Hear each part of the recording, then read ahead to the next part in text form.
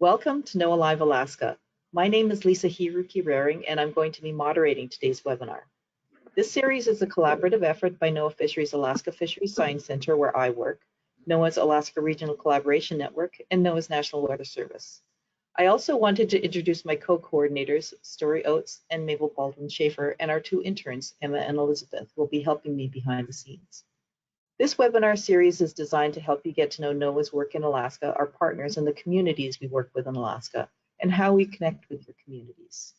NOAA, the National Oceanic and Atmospheric Administration, studies the ocean and the atmosphere and where the two meet, from weather to ocean to the animals that live around us. This school year, we're presenting short series of webinars that are more regionally based so that we can focus on topics of interest to those regions of Alaska. We're aiming to present perspectives from the communities we work with, as well as research conducted by students, in addition to established scientists. We hope this gives you a look at different communities as well as different career paths you might be interested in. Today, we're continuing our webinar series for the Northwest Arctic with a presentation by Maya Kataklukin, who is the Alaska Native Tribal Relations Program Manager for the National Park Service. While we'll be talking about NOAA's and partners' roles in research and stewardship, we want to recognize that we're all coming to you from the traditional lands of Indigenous communities who have substantial traditional and local Indigenous knowledge and much to share with us. Maya is originally from Kotzebue, the lands of the Kikita-Inupiat, the original inhabitants of the area of Northwest Alaska surrounding modern-day Kotzebue, who have stewarded their lands and waters for thousands of years. We're indebted to their wisdom and knowledge of their lands and waters. She's presenting this webinar from Palmer, Alaska, the ancestral land of the Dena'ina Atna people who have stewarded this area for thousands of years. The community thrives thanks to their continued sharing of vision, wisdom, values, and leadership. We'd also like to acknowledge that we're hosting this webinar from the traditional lands of the Coast Salish, including the first people of Seattle, the Duwamish people, past and present. Maya will be talking about healthy subsistence resources in Alaska. And subsistence is the harvest and processing of wild resources for food and traditional cultural uses, and is covered by Alaska and federal laws highlighting the unique importance of wild resources and the continuing role of subsistence activities in the long-established ways of life in Alaska. Federal laws that cover subsistence are the Alaska National Interest Lands Conservation Act, or ANILCA, which Maya will be talking a little bit more about later on, which protects the subsistence needs of rural Alaska residents, both Indigenous and non-Indigenous. The Marine Mammal Protection Act, which allows subsistence harvesting of marine mammals by Alaska Native peoples, and the Migratory Bird Treaty Act, which ensures that Alaska Native peoples may take migratory birds and collect their eggs for subsistence use. A few guidelines before I hand you over to our speaker. You're all muted because we have a lot of people on the line and we want to make sure everyone can hear our speaker. However, there's a box where you can write questions and we encourage you to ask them as we go. My colleagues Story and Mabel and our interns Elizabeth and Emma and I will be keeping track for Maya. She'll stop every now and again and answer a few questions. We may not get to all of our questions, but we'll try to answer as many as we can. Okay, I'll hand it over to Maya to introduce herself. I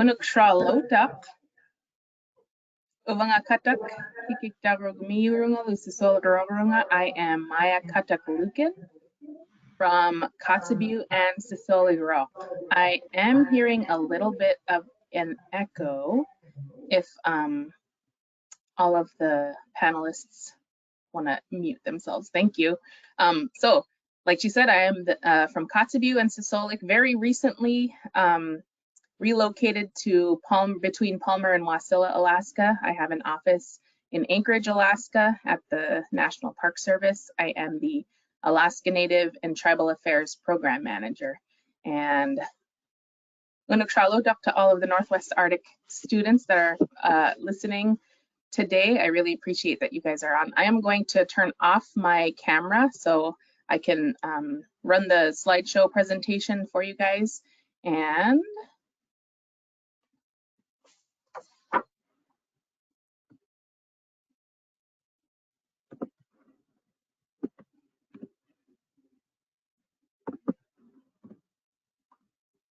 so this is going to be about healthy subsistence resources, and I again am the Alaska Native and Tribal Affairs Tribal Relations Program Manager for the National Park Service. My family is from both Kotzebue and Sisolak. Earlier I said Sisolak, which means Sisolak, which is right between Sisolak and Novuraq. My parents are Willie and Jenny Johnson from Kotzebue, and I am Inupiaq, and I am half Sami also. It's really important to our culture to introduce where we came from and where we were raised, who my parents are, and that's a sign of respect to the land and the people and the cultures who raised me. Sisolak translates to a place where beluga go.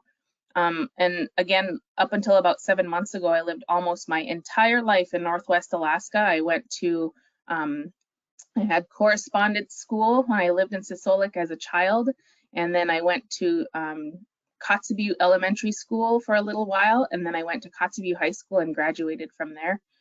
So up until very recently, I was a Northwest Alaska resident.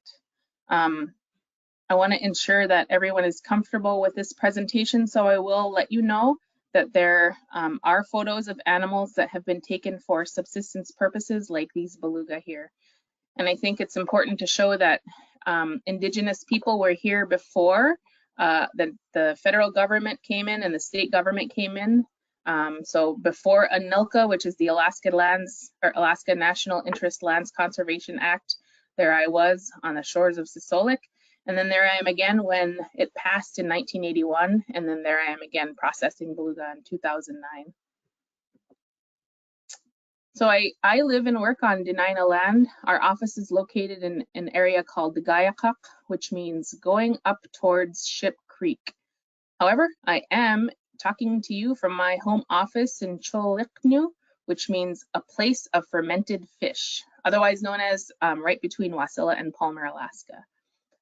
And Indigenous people have acknowledged one another's lands for centuries, but recently the practice to mention the land and which Indigenous tribes belong to it is much more common. And the purpose of that is to recognize and respect the Indigenous people's long relationship to that land. In Alaska, the Indigenous presence is still very apparent, and it's something we should really celebrate about all of these special places that we all live and we work. Do you, at your school, do you know what Indigenous tribe lived where you're from?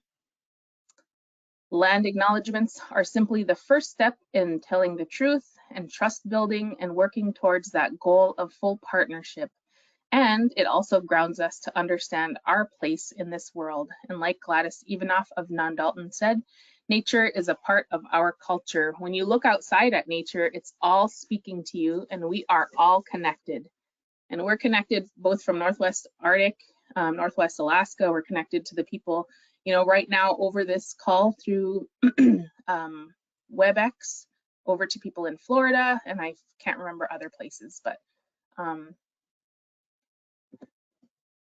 so the National Park Service, who I work for, has a mission statement, and that is to preserve unimpaired the natural and cultural resources and values of the national park system for the enjoyment, education, and inspiration of this and all future generations.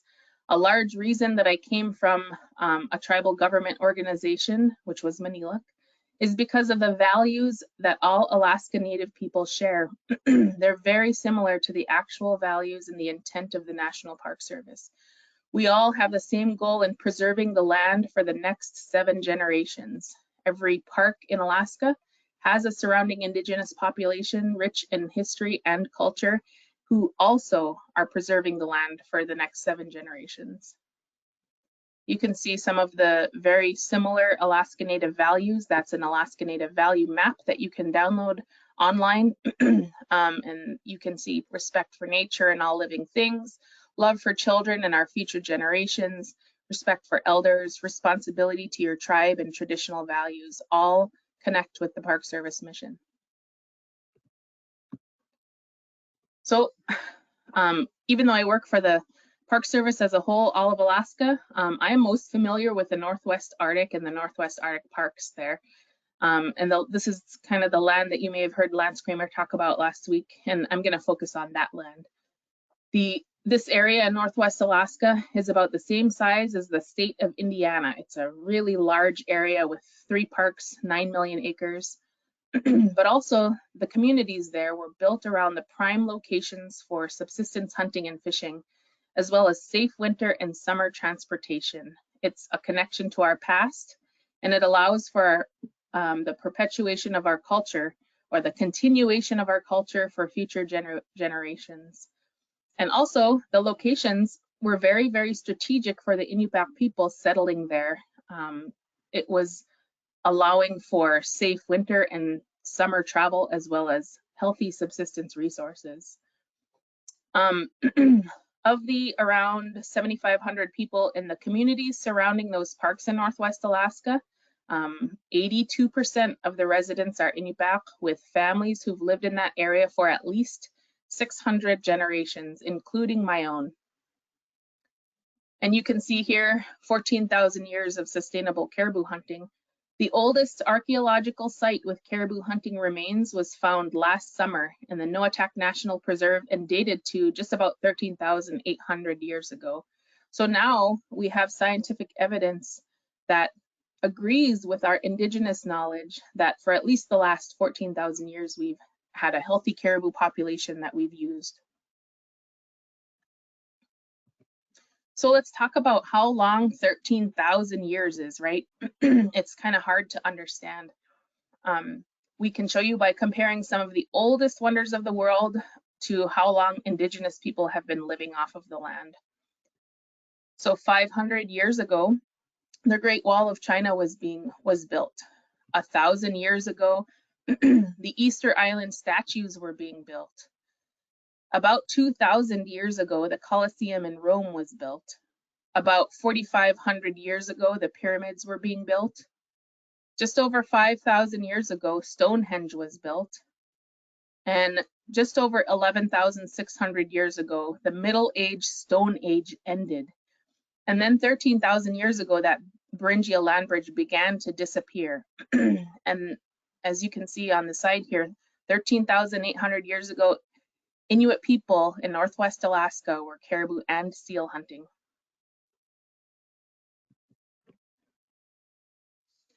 So traditional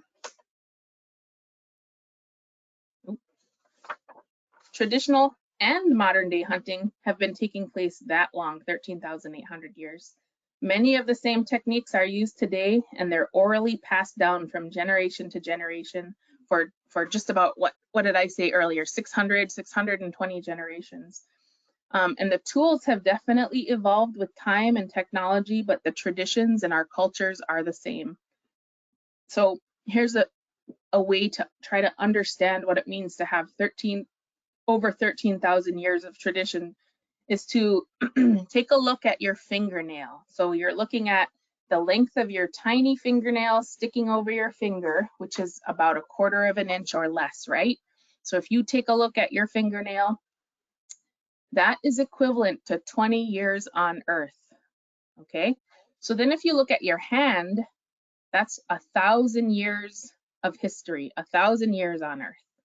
Then if you spread your arms open wide, then the length from your fingertip to fingertip represents the amount of time that traditions revolving around subsistence and indigenous land management were practiced. So 13,000 years. And I think I missed one. I missed the finger. Your finger, the length of your finger is about 100 years on Earth. And then the length of your hand and your arm is 1,000 years. And then that's 13,000 years. And you can look, depending on how old you are, and figure out on your fingernail where you came along. Are there any questions yet? So thank you, Maya. That's a really great way of looking at lengths of time and giving a perspective on how you can think of how long people have been, your people have been in Alaska.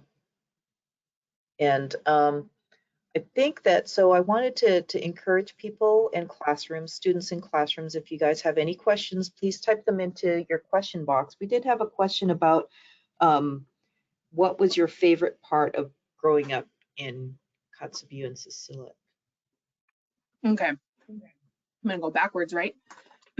So part of I am 44 years old, which to me seems like I'm pretty young, but to a lot of people in school that might feel like it's a little bit old. My very favorite thing about growing up in Northwest Alaska has always been practicing those traditions that my parents and my grandparents and my great-grandparents have practiced. So the picture on the right is my son. He's right now 25 years old, but this is him when he was about 10 or 11 racing in our dog races that we had every single year. And that was something that was really fun for me as a parent because I raced in dog races when I was younger and my mom raced in dog races when she was younger. And then if you look at the middle picture, that is my granddaughter who's named after me, Katak. And then my great grandmother, my amo. And some of you say Anamo, and some of you say Amo. So that's my Anamo, Arigagak, and those are some parkies. That's a parkie that she made, and then that's a parkie that I made. And so I was very immersed in my culture. I learned skin sewing at a very young age. I lived out at camp, you know, we call it fish camp, right? I lived out at fish camp year round, sometimes in a little canvas tent with a wood stove, and we hauled all our water and we you know, collected firewood from the beach and we piled it up all summer long so we could last through the winter. And so that's something that's real, you know, that I really hold dear to my heart, that we had those traditions growing up. Great. I'd love to see those pictures of your granddaughter and your great grandmother as well. We did have a question from Mr. Shane's third grade class in Kotzebue. They were wondering how much caribou do people need for subsistence living? So I can answer that both as an Indigenous person, but both as an Inupiaq person, and then also as you know, an agency person. So I'm going to answer it as an agency person first, right? So there is the Western Arctic caribou herd in Northwest Alaska is one of the largest herds in the United States. It used to be the largest, and now it's kind of tied between first and second all the time because the numbers have gone down, right? But we, as Northwest Alaskans, harvest about 10 to 12,000 caribou for all of those people. So if there's 7,500 people up there and about 10,000 or 12,000 caribou are harvested, then that's just about 1.5 caribou per person, right? So that's about how much you need per year, according to us as an agency, right? However, as an Indigenous person who really lived off of subsistence foods when I was growing up, we catch only what we need. And so sometimes we caught a lot of salmon in the summertime, right? We caught a lot of salmon. We were able to put a lot of salmon away. And so we didn't have to catch as much caribou. Or sometimes we got a moose and then we didn't have to catch as much caribou. And so sometimes it ranged between, you know, 6 and 10 caribou for my family of 6. And sometimes we only caught 4 caribou. It depended every single year, because as Indigenous people, we just take only what we need, and we give thanks to the animals who have given themselves to us. And so as an agency, just about 1.5 caribou per person. And then as an Indigenous person, only what you need.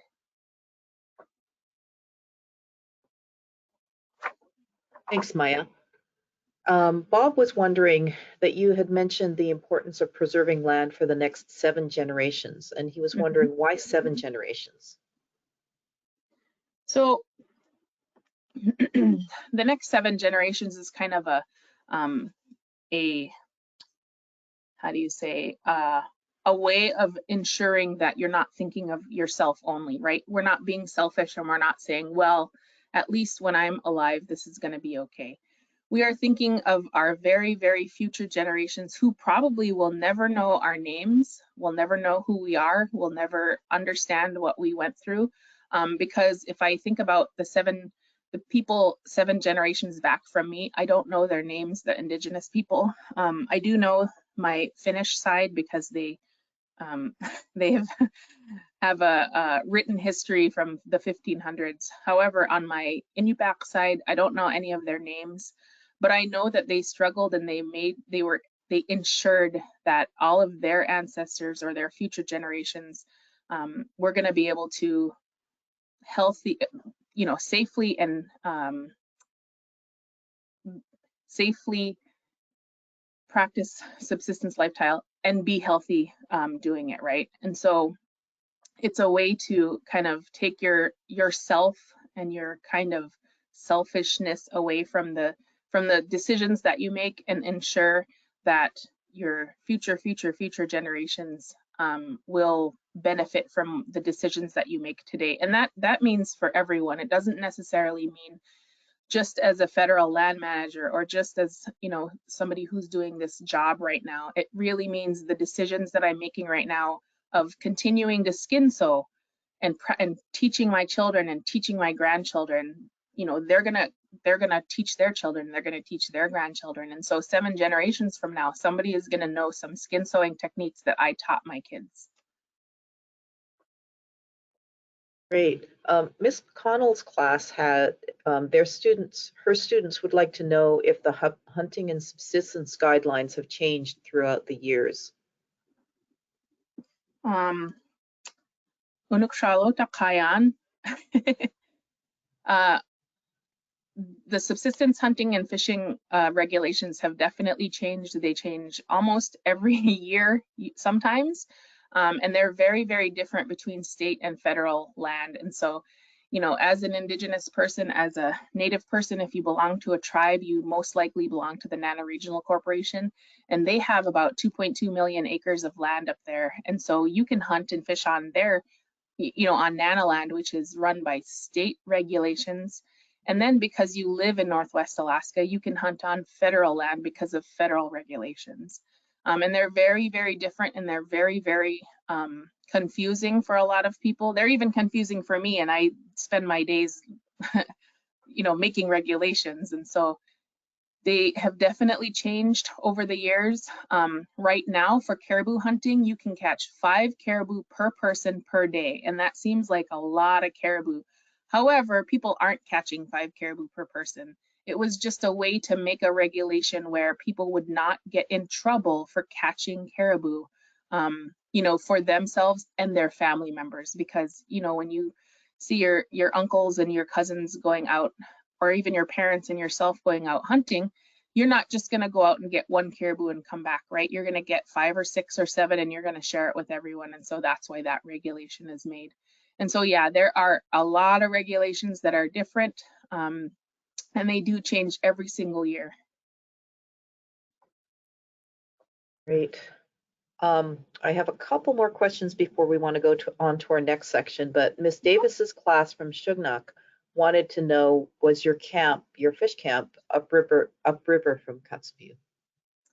So if you see all my pictures, and I mentioned this earlier to people, that I am really, really saltwater in my veins. We talk about saltwater and freshwater. I'm from both Kotzebue, which is right on the ocean, and then Sisolik, which is also right on the ocean. It's a spit on the southern tip of Cape Krusenstern National Monument. I do have a small little camp up the Little Noatak River, but we don't spend as much time out there. And I'm not sure if it's because, I got to be on the salt water to be comfortable or what. But a lot of our, a lot of fish camps are upriver from places, especially in the upper Kobuk, like in Shungnak. And I have actually been to Shungnak many, many times and gone to a lot of people's fish camps up there with them. And they're, they really remind me of home. But the difference is that you guys have lots of trees and it's real hot in the summertime. And for us in the summertime in Sisolik, it's real windy and there's no trees anywhere, just lots of mosquitoes. Yeah, mosquitoes will eat you alive, I'm sure.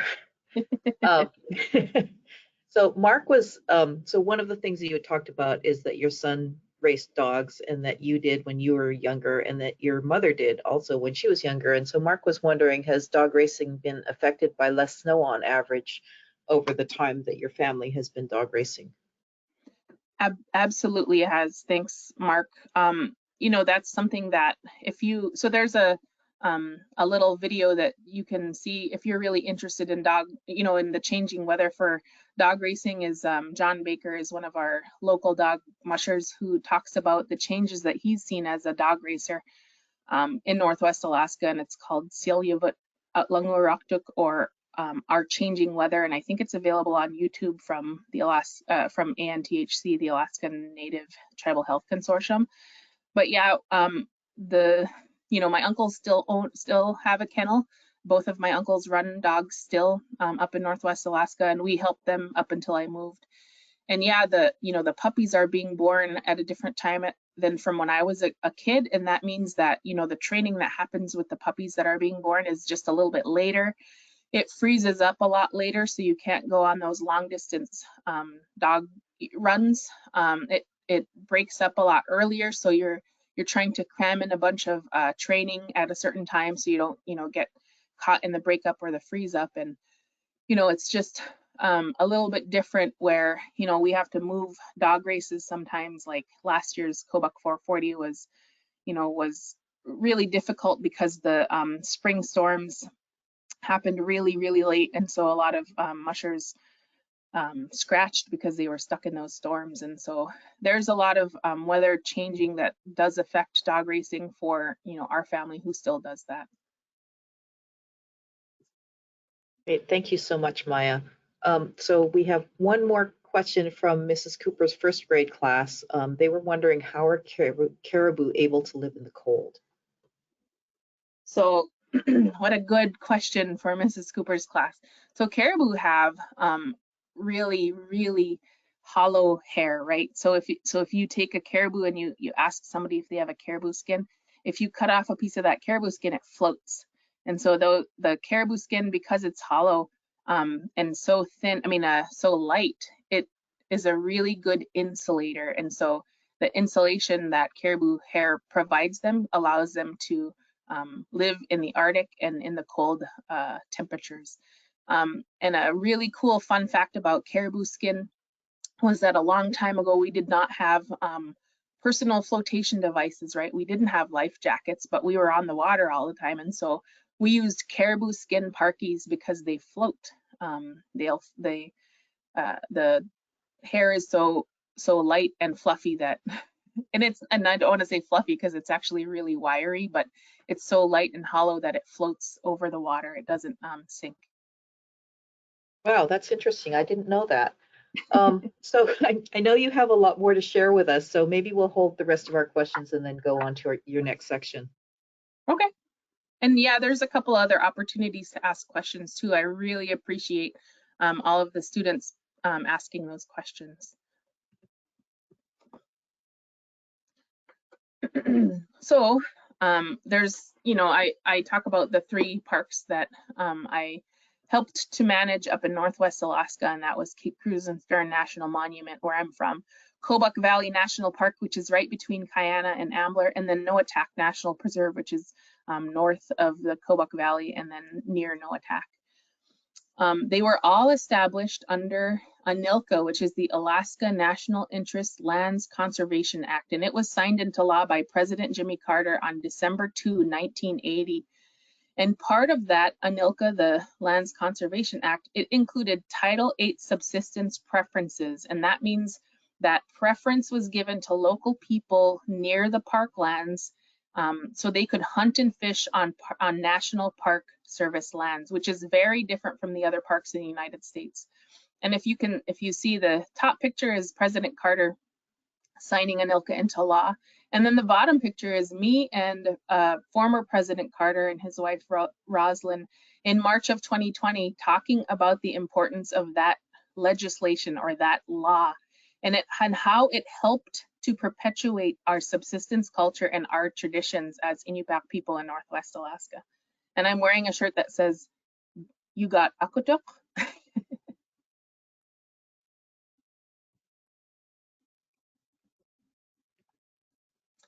So we've talked a lot about how important subsistence is, right? Because that's really important to the people of Northwest Alaska.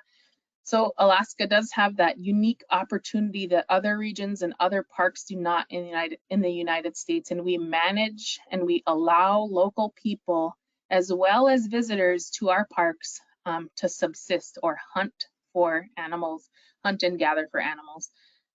Subsistence is a way of life that continues today in all the parks where people rely on fish, land, and sea mammals, on wildlife and plant resources to supplement their basic needs. So for example, if you hunt a caribou behind Sisolak on Cape Krusenstern National Monument, it'll provide your family with about 150 pounds of meat. So I think that's a silly explanation because we eat all of the bones, we eat buttock, we use the antlers, we use the skins. And so when they say it's only about 150 pounds of meat, I'd like to remind people that it's probably 250 pounds of materials, right? And it really, all it takes is hard work to catch it. And if you want a hamburger up there, if you order a hamburger from Bison, it costs just about $20. And so according to the state of Alaska, over 60% of rural food sources come from the land. So 60% of your food is coming from the land and the ocean around you. And that makes subsistence the #1 economic subsidy for rural Alaskans. And what that means is instead of getting, you know, chicken and pork and beef, you're getting caribou and moose and seal and ptarmigan and things like that. And so the 3 parks in Northwest Alaska that I talked about, subsistence is very clearly laid out as a priority. The laws for 2 of the 3 parks specifically call out the protection of subsistence resources. So this is Cape Krusenstern National Monument, and if you're from Kotzebue, you'll know that as across there. It's also Sisolak and Nuvurak and Akulak and Kiligvac. That's all Cape Krusenstern National Monument. So you can see that it's 560,000 acres of land in Northwest Alaska, and it's dedicated to preserve, study, and interpret a sequential archaeological record of human migration and adaptation, and to protect Arctic ecosystems and subsistence resources. And that is taken directly out of the law for Cape Krusenstern National Monument. For Kobuk Valley National Park, which is about 20 miles upriver from Kayana and about 18 miles downriver from Ambler. So all of that land in between Kayana and Ambler is Kobuk Valley National Park. It's 1,710,000 acres of land in Northwest Alaska dedicated to maintaining the environmental integrity of boreal forest, montane, and all that means is mountain area, and riverine ecosystems, and that just means area around the river. That park protects and interprets diverse resources, including Arctic sand dunes, archaeological sites, which is by Onion Portage, and then subsistence resources. And again, that's taken right out of the law from the Alaska National Interest Lands Conservation Act.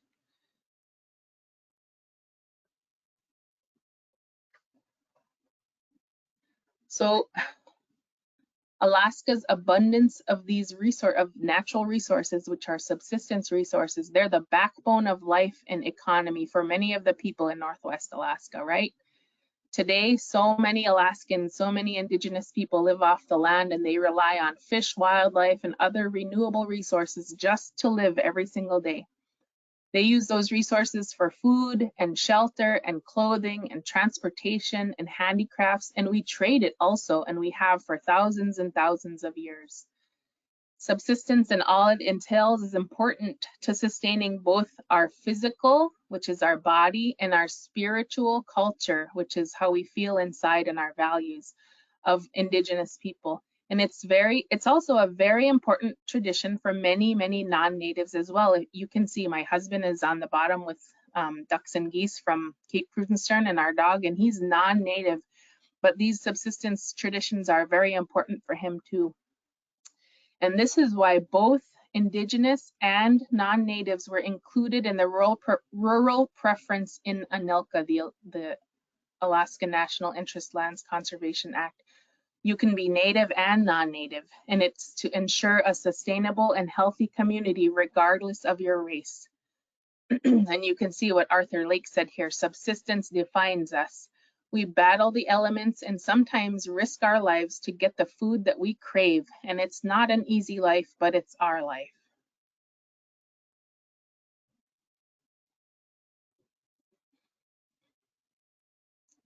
So all our subsistence users have a very unique connection to the land, right? It's fostered by that tradition, by lifelong experience. You can see me, my mom, my daughter, and my Anna, and we're all sitting there eating sandwiches after we picked ukpiks on Cape Krusenstern or at Sallup.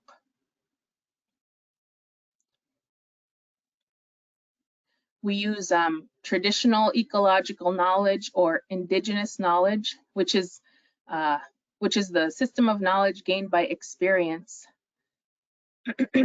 It's gained by experience, observation, and analysis of natural events that's shared among family members and members of the community. We use all of that information that's shared among family members to harvest. So we use it to find resources. We use it to find caribou, find geese. We use it to harvest it. We use it to process it. We use it to store it, and we use it to have a healthy natural resources necessary for all those things that I said earlier. Food, clothing, shelter, art, things like that, right? They're taught at a very, subsistence users like myself, my family, and a lot of you guys are taught at a very, very young age that we're not to waste any resources. We don't waste anything, especially fish and wildlife. We only take what's needed when it's needed, and we treat all living things with respect. We are taught also to not damage the land. If you bring in trash, you got to bring it out with you. Subsistence is a living tradition, and it's based on a deep respect for wildlife and for sharing resources with other people in your community.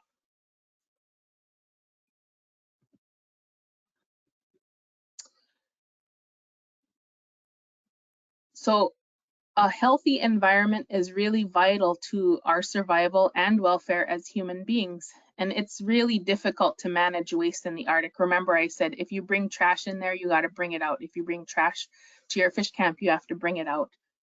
As you can see right here, the Noatak High School students, they spent 3 years cleaning an illegal dump at Cape Krusenstern. Travel and bringing that waste to Kotzebue is really difficult because of changing weather, cost of transportation, cost of gas, things like that. But we really continue to take care of the land regardless of that, because the environment provides us with a lot of those things we keep mentioning above, subsistence resources, shelter, energy, clothing, even medicine, clean water, building materials, clean air, and then it also gives us a connection to our elders.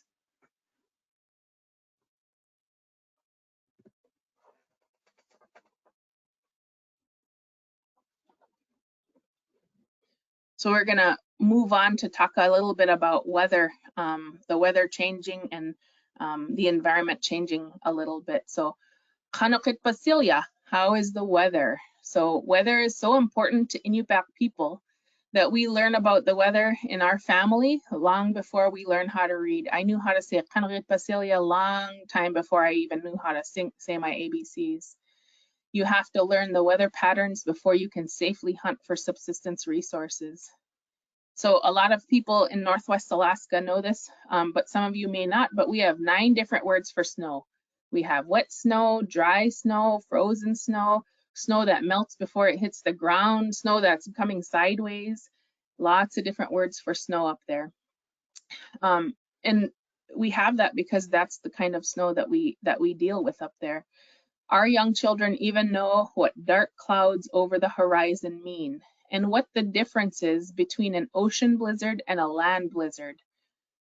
These little kids up in the top section are from Nikitcho Ilisarvate, and I think Mrs. McConnell went to Nikitcho Ilisarvate a long time ago, and they learn how is the weather. They ask you, is it sunny? Is it stormy? Is it snowing? Is it windy? Every single day at Nikitcho, so kids learn how to read the weather.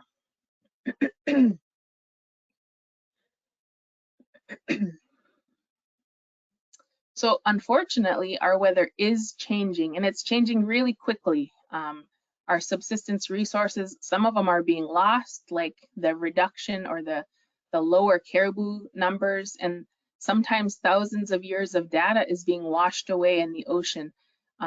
Cape Krusenstern is one of those places that has archaeological sites all along the coast. And when we have a winter storm, the really heavy winter storms, sometimes the ocean just washes away that information that we could have had. So the Arctic Network is an inventory and monitoring network for the Park Service, and they publish a weather and climate summary every 4 months, I believe. And you can see on here that some of the highlights are of the 10 warmest summers on record in Northwest Alaska, 8 have been in the last 10 years.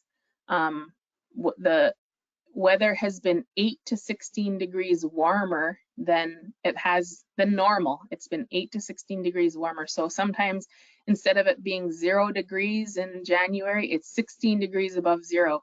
And you know, for people in the lower 48, that is a lot of, that's really warm. 16 degrees is really warm for us compared to 0 or -1. And then in March of 2019, Kotzebue was 41 degrees above zero, and that's the highest temperature ever recorded in March. And then some of the other issues are the lowest sea ice ever recorded in the Bering Sea and the lowest sea ice in the Kotzebue Sound. And all of this information is available both on the National Park Service website for Arctic Network and then also the arctic.noaa.gov report cards. So this is our traditional subsistence monthly calendar. And you can see the January, February. So in January, we catch fur-bearing animals. We are going on snow go. There's caribou. In February, you know, all of these things happen. And it has changed really drastically in the last 10 years. And so some of the examples that we've heard from subsistence users through the last 10 years or so are right here. The fur-bearing animals, they're starting to lose their winter fur earlier due to warming temperatures. The caribou are having a difficult time, a hard time foraging under ice after rain. They're having a hard time eating. And so they move south to warmer areas for food. And also a lot of people have mentioned that their salmon have warm water parasites, and they hadn't seen those parasites before. And then the weather conditions make it really difficult to know when it's safe to travel with a boat. And they're catching fall seals into November because the ice is not freezing. So we can pause here real quick for some questions if people have any questions. Okay, one of the students from Ms. McConnell's class had asked if the animal count has decreased due to migration, and you had mentioned that in your last slide about the changing weather patterns, that animals are moving moving farther south because of the warming weather. Are there other patterns that you see in animal movements? Yes. So the question is, are they moving because of migration? And the answer is we don't know. Every year, the state of Alaska partners with the Park Service and the Fish and Wildlife Service and other agencies, and they take what's called a photo census, and that means they're just taking pictures of caribou from the air. So they fly around with this really cool airplane, and they take pictures of all the caribou all bunched up together. And then they count them one by one. So we actually have people who are counting 1, 2, 3, 4, 5, 6, 7, 8, 9, 10. 1, 2, 3, 4, 5, 6, 7, 8, 9, 10. And so they get a count, an estimated count, and it's gone down to about 187,000 caribou for this year. And 2 or 3 years ago, it was up to right around 230,000, and so it's gone down. And we don't know if it's because caribou are getting wider, you know, they're spreading out a little bit more, or if it's because they're going to other herds. So there's a herd up north called the Teshekpuk herd, and then there's a couple of herds down south, and we don't know if the weather has changed enough so they could, you know, move on to those other herds or not, but they are decreasing. And then Ms. Deshane's third grade class were wondering, how do people hunt for caribou? So there's a lot of different ways to hunt for caribou. You can hunt in the winter time right now, and what you do is you kind of find a herd, you know, with your snow machine, and you stop, you know, stop downwind from them, right? So they can't smell you, and you kind of crawl, or you can walk on your you walk if they can't see you, and you go up and you you know, position yourself where you can understand what if you're catching a male or female, because there's different times in the year that you can catch males, and there's different times in the year when you can catch females. So right now what's happening is the females are making you know, they're pregnant, they're gonna have their calves in the springtime. So we tell people don't catch females in the winter time, because those are the ones who are giving birth to all the caribou who are gonna live and, you know, make the count better. You don't want to catch the pregnant females. You want to catch some of the younger males right now. But in the fall time, when people usually go hunting, what they do is we take a boat and we go up either the Kobuk River or we go up the Noatak River, and we wait for the herd to cross. We wait for the first animals to cross, because they're on their southern migration from the calving grounds by Point Hope all the way down to by Nome on the Seward Peninsula. And so we wait in the water, or we wait on the shore very quietly, and we teach our kids, you know, to be respectful for the first animals to pass through, and making sure it's not just the first 2 or 3, it's the first 1,000 or 2,000 animals to go down, because other caribou will follow them. And so we wait until you know, 1 or 2 small herds have gone through, or 1 or 2 big herds have gone through, and then we catch them in the river. And that's kind of the most humane way to catch them, because you can go right up to them and you know that you're going to have a really good shot. And then we teach our kids to process them by gutting them and keeping all of the you know, organs that we eat, skinning them correctly and hanging them up so they don't go to waste. And that's how we catch caribou. A long time ago, I will tell you though, what they used to do, they used to herd them, and they used to make what's called inyukshuks up in the kind of in the mountains and in the valleys, and they would kind of make these rock people looking things and chase caribou on foot, and they would see these rock formations and think they were people, and then they would go into this one little valley where people could where the really good hunters could either spear or bow and arrow shoot them. Great, thank you so much. We did have one more question from Mrs. Cooper's first grade class before we go on to your last few slides, because we have about 12 minutes left. But Mrs. Cooper's first grade class had wanted to know, can they still eat the fish that have parasites if they cook it?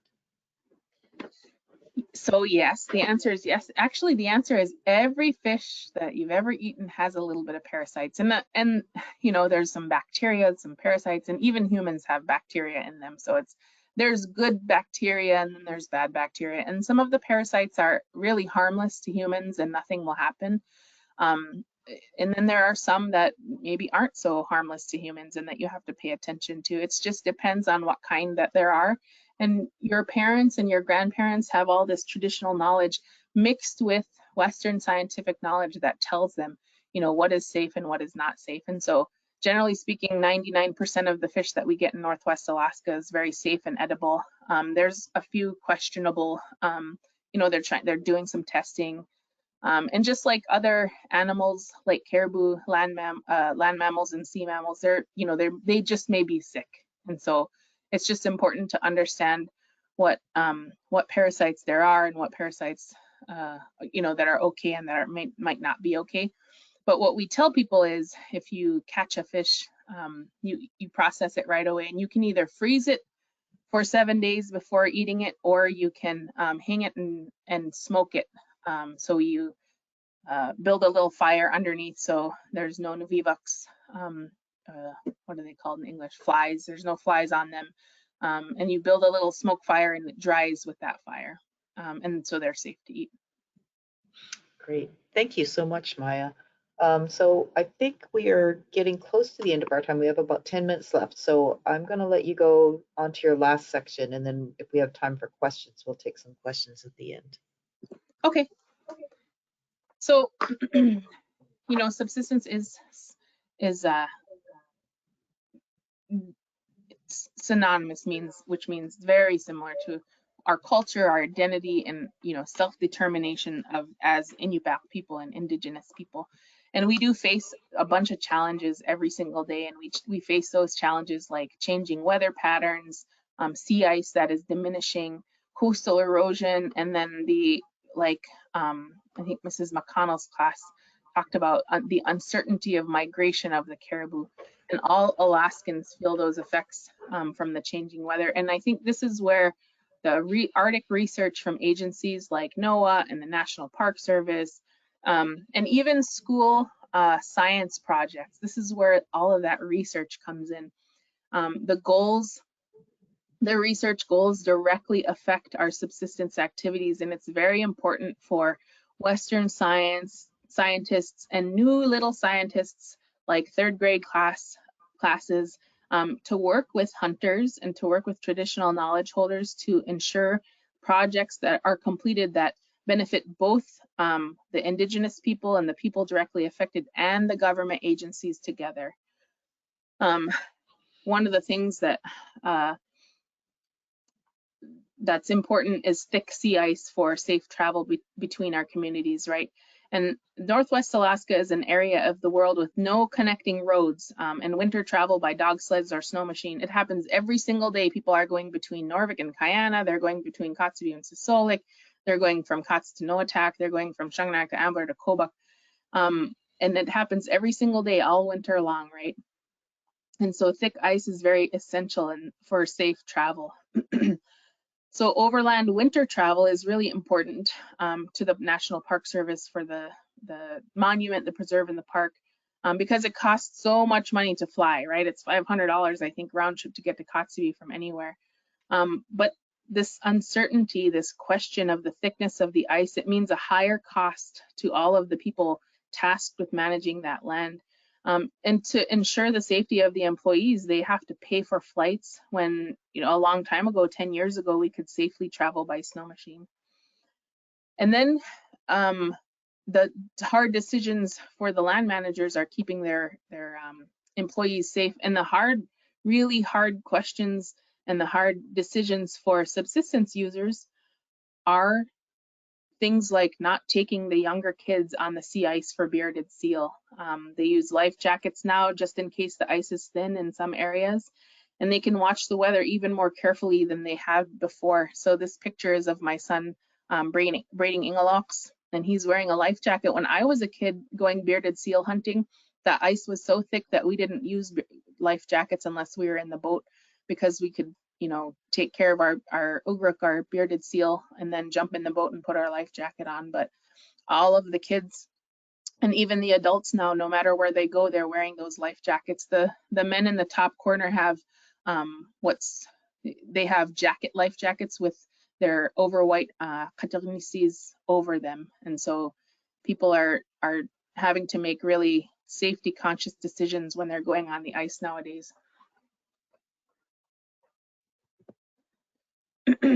So as an Indigenous person, it is my responsibility to my tribe, and not necessarily just, you know, the native village of Kotzebue, but all of the people in Northwest Alaska and the future generations who want to experience that public land, that federal land, that Indigenous land, and to subsist off that land and subsist off the same land that my own ancestors subsisted off of to be proactive about decision making, which means to, you know, to not be reactive about decision making, to think ahead, and to learn the changes that are happening in those parks, such as in areas like food security, which is, are you catching all the food that you need, natural resource management, how many caribou are there, climate change, is the weather changing, policy changing, which is things that come down from the White House, and then to also safeguard our culture and our relationship with that land.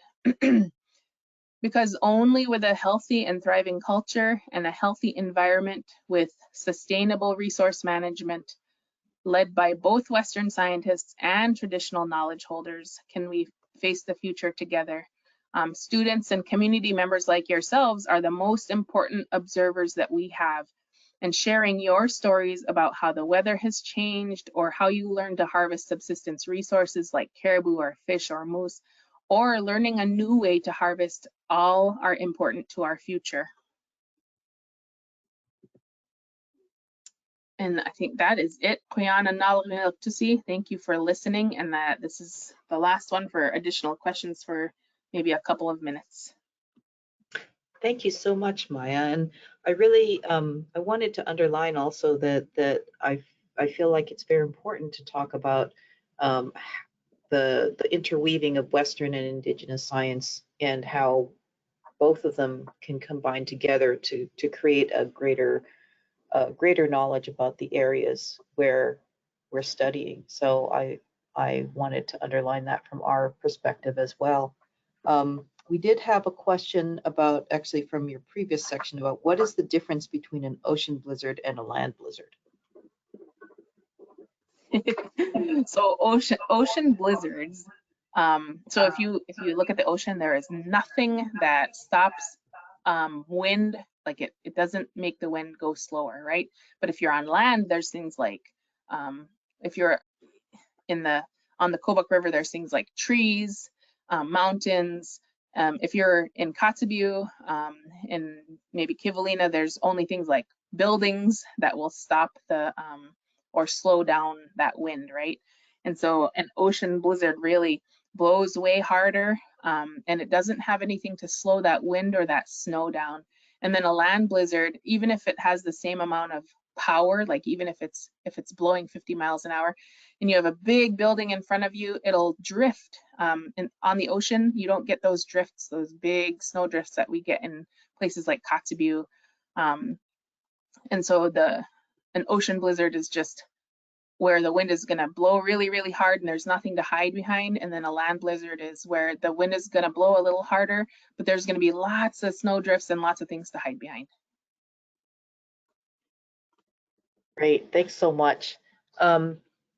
Just a few questions, and then I have one last question for you from my point of view. Kevin was asking how many villages in Alaska have been severely affected by climate change? I am going to go out on a limb here and say every single village in Alaska has been affected by climate change in one way or another because of the difference in temperatures in the springtime and during breakup and during freeze up. There's just such a disparity. It's just so evident, especially in the Arctic, that and places like Northwest Alaska where it's so important to have access to subsistence resources. And if you're shortening the time where people are able to catch their animals, then it's going to affect not just yourself but your family and your extended family who you share with. And that's very similar all across Alaska. All across Alaska, we've heard that continually, time and time again. Every time we've had conversations and listening sessions with tribes, is that they face the same issues in migration changes and parasites and invasive species and changing areas, moose going up much further north than they ever have, or vice versa, things not going south like they have, things like that. Thanks. And then Miss Duchesne's class, her third grade class, wanted to know, what is your favorite meat? I am going to get in big trouble here because I am from Northwest Alaska and I grew up continually. I remember we rarely had anything except geese and ducks and ptarmigan, salmon, sheefish, whitefish, caribou, moose, muskox, and my very favorite meat is deer meat from Southeast Alaska. Blacktail deer is so good. And I will say that my husband is from Ketchikan, and so we get 5 blacktails every single year when he goes down and hunts them, and the meat is so good. And I'm not sure if it's because I grew up on Northwest Alaska meat and I'm used to it, or if it's just because I don't know why. I will say my favorite subsistence food, no matter what, is always going to be bearded seal.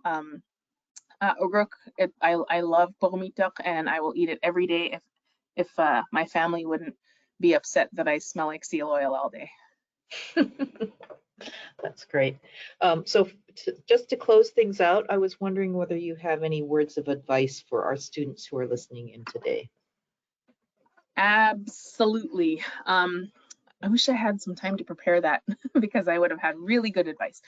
I will say that, you know, when I was the superintendent at Western Arctic, I'm going to turn my camera right back on for a little bit. When I was the superintendent at Western Arctic National Parklands, one of my favorite things to do was to judge the science fair projects that the kids between first and eighth or ninth grade had, because I learned a lot of information from them about what's important to them. And my most memorable moment of judging the science project was 3 young boys from Kotzebue decided to figure out what was the best insulation, and they chose pink board insulation, spray foam insulation, and then Tundra to insulate a little box that they had built, and they put a little temperature probe in it. And it seemed very simple, right? And it seemed like it was something that, okay, well, Western non-Indigenous man-made styrofoam is going to be the best because that's what we sell and that's what we insulate our houses with. And it turned out that lichen and Tundra was twice as good of a heat conductor in insulating that little box than any of the other ones combined. And so I will always remember all of the science projects that really utilized the stuff, the materials that you had around you. There were 3 little girls from, I can't remember which village, who came in and did shampoo and facial scrub using fireweed and tundra tea and surah leaves to see which one worked the best for them. And they found out that fireweed tonic works best on your hair and it makes it nice and shiny. And so I think my advice is to continue to look at what's outside, what's important to you. Look at if you see a problem, like, I don't know what, you know, what's going to keep my house warm. Try to think about using materials that you have around you, because Indigenous people in Northwest Alaska, your ancestors lived there for thousands of years and they utilized all of the materials around them, and so you can too. That's great. Thank you so much, Maya, for sharing all of your information and wisdom and your history with us. I really, really appreciate it. And thank you to all of the classrooms and attendees who came to our webinar. We really appreciate your questions and your attention. We're going to take a break next week from NOAA Live Alaska, but we'll return on the 1st of March with our Bering Sea series. So thank you again, Maya, and we will say goodbye for a couple weeks. Bye-bye. Yeah, thank you guys. I really appreciate everything. Okay.